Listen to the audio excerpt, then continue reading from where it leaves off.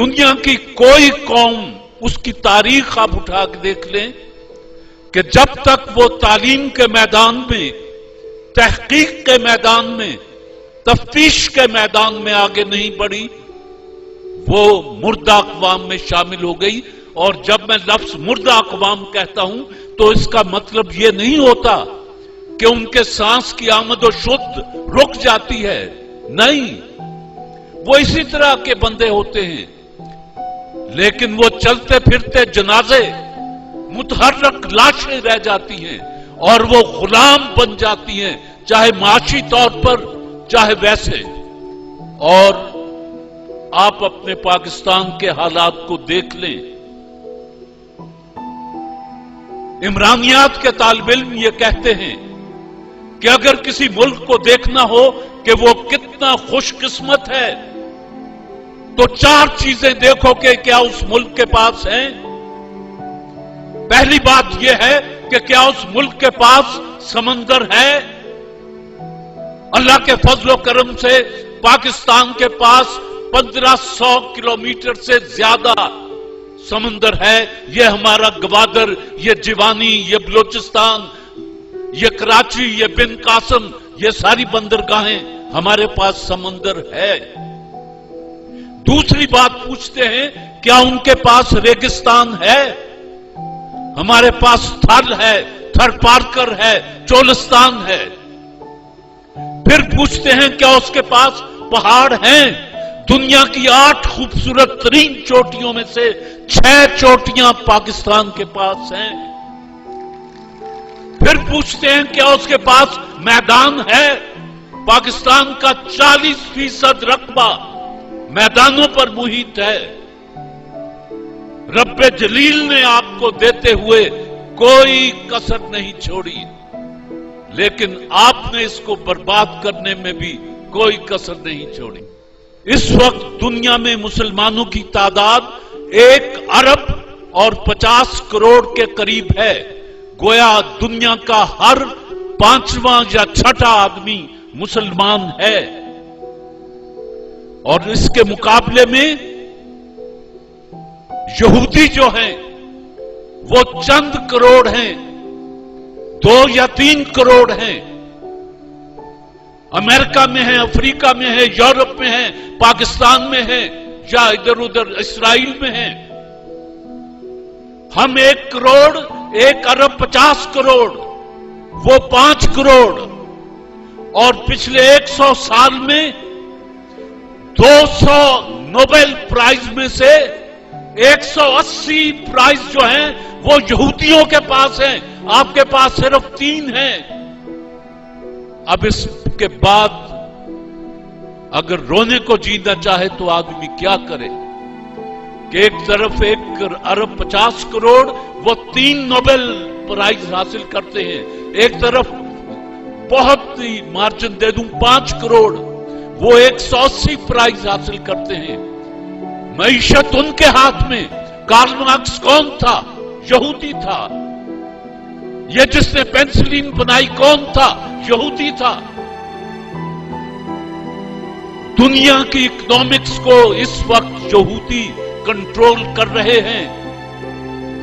और मैं आपको एक बात बता दूं, जहन में रखिएगा कि आपके बच्चों का दूध तक ये मल्टीनेशनल कंपनियां उस पर कब्जा कर चुकी हैं।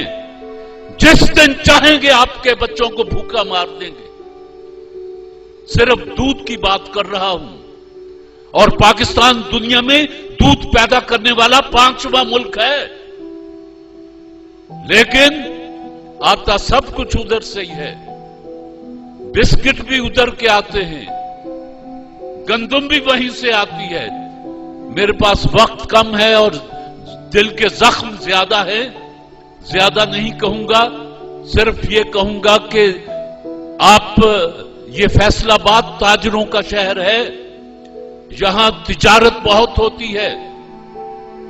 सबसे बेहतरीन इन्वेस्टमेंट ये है कि आप अपने बच्चों को बेहतरीन तालीम दें, خود چاہے ایک وقت کھانا کھائیں لیکن اپنے بچے کے لیے اس کے بستے میں کتابیں پوری ہونی چاہیے. ہمارا مستقبل یہ بیٹھا ہے. یہ ہاتھ اگر مضبوط ہوئے، یہ ذہن اگر پڑھے لکھے ہوئے اور طاقتور ہوئے تو پاکستان طاقتور بنے گا. ہائے ہائے ہائے. مجید امجد نے کہیں کہا کہ وطن چمکتے ہوئے کنکروں کا نام نہیں، وطن چمکتے ہوئے کنکروں کا نام نہیں، یہ تیرے جسم تیری روح سے عبارت ہے. اور نظام کوہنا کے سائے میں عافیت سے نہ بیٹھ، نظام کوہنا تو گرتی ہوئی عمارت ہے. تو بات یہ ہے کہ ہم تو گرتی ہوئی عمارت ہیں. یہ ہے ہمارا مستقبل. 5 بچوں کو، یتیم بچوں کو، مسکین بچوں کو، غریبوں کے بچوں کو وہی تعلیم دیں جو آپ امیروں کے بچوں کو دیتے ہیں، وہی نصاب پڑھائیں جو آپ امیروں کے بچوں کو پڑھاتے ہیں. پاکستان میں دکھ یہ ہے کہ امیر کا بچہ ایجوکیشن میں پڑھتا ہے اور غریب کا بچہ تب پڑھ کے اسکول میں اردو میڈیم نہ کروں کی زبان. کیا کریں؟ اپنی طرف سے انہیں پڑھائیں، انہیں اپنی طرف سے کتابیں دیں. ان کو احساس نہ ہونے دیں کہ ہم تمہیں مفت پڑھا رہے ہیں. انسان کی عزت نفس بڑی چیز ہے. آپ مدد کریں اور انہیں پتہ نہ چلے. مزہ تو تب ہے کہ گرتے کو تھام لے ساقی، نشہ پلا کے گرانا تو سب کو آتا ہے. اور یہودیوں کی مثال میں نے آپ کو دی ہے. پاکستان میں بلوچستان کے ڈاڈر سے لے کر، گوادر سے لے کر چترال کے گاؤں کے بچے تک ایک ہی اگر نظام تعلیم ہو جائے تو میں آپ کو یقین دلاتا ہوں کہ پاکستان 10-20 سال میں اقوام عالم کو لیڈ کرنے کی پوزیشن میں آ جائے گا. شرط یہ ہے کہ 18 کروڑ میں سے صرف 5% کو حاکمانہ غرور نہ دو، 95% کو غربت نہ دو، ان کو جہالت نہ دو، ان کو اردو میڈیم کہہ کے نفرت نہ کرو. تمہاری اپنی ثقافت، تمہاری زبان، تمہارا ادب، ہر چیز تمہاری جو ہے وہ یہ 5% کھا رہے ہیں، نوچ رہے ہیں گدوں کی طرح. اور 95% کے پاس نہ رات کو کھانے کے لیے روٹی ہے، نہ اس کے گھر دیا جلتا ہے. اور بجلی اردو شاعری کے روایتی محبوب کی طرح کبھی آتی ہے کبھی جاتی ہے. ہم بھی عادی ہو گئے ہیں. آؤندیے تے آئے بسم اللہ، جاندیے تے در وڈے مجھا. سیدھی بات ہے، کیا کریں. اور زراعتی ملک ہے، گندم باہر سے آتی ہے. زراعتی ملک ہے، چاول باہر سے آتا ہے. زراعتی ملک ہے، دودھ باہر سے آتا ہے. ذرا ماحول بوجھل سا ہو گیا ہے. میری طرح کا ایک بندہ تھا، اس کو تقریر کرنے کا بڑا شوق تھا. چاہے دوسرا مجمع جو ہے وہ ہوٹ کر رہا ہو، تالیاں بجا رہا ہو، وہ تقریر کیا جاتا تھا. اس بیچارے کی بیوی بھی ہوتی تھی، وہ سامنے بیٹھی ہوتی تھی، وہ بڑی بور ہوتی تھی. وہ کہتی تھی تو عجیب بیوقوف آدمی ہے، لوگ تجھے ہوٹ کرتے ہیں اور تو اچھل اچھل کے تقریریں کرتا رہتا ہے. اس نے کہا نہیں، لوگ تو خوش ہوتے ہیں، میری باتوں پہ خوش ہو کے تالیاں بجاتے ہیں، ناچتے ہیں. کہنے لگی نہیں، وہ تجھے ہوٹ کرتے ہیں پاگل. دونوں نے سر جوڑ کے دونوں بیٹھ گئے کہ کیا کریں. اس نے کہا کہ ایک بات ہے، میں سامنے کرسی پہ بیٹھ جایا کروں گی. بیوی جو تھی بیچاری قسمت کی ماری، اس نے کہا تقریروں سے تو نے ہٹنا نہیں، میں سامنے بیٹھ جایا کروں گی.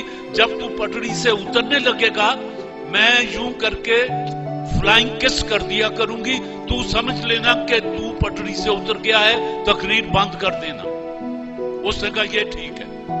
اب وہ بیٹھی، یہ پٹڑی سے اترا، اس نے یوں کر کے کیا، اس نے تقریر بند کر دی. دوست 2-3 تھے، انہوں نے کہا یار تو عجیب پاگل آدمی ہے، تیری بیوی خوش ہو کے یوں کر کے کرتی ہے، تو تقریر بند کر دیتا ہے. اس نے کہا نہ، میں پنڈوں نہیں آیا، مینوں بیوقوف نہ سمجھو. اس نے کہا بات کیا ہے؟ کہنے لگا کس کے سپیلنگ کیا ہوتے ہیں؟ KISS. اس نے کہا کیا بنتا ہے انگریزی میں؟ Keep it short, stupid.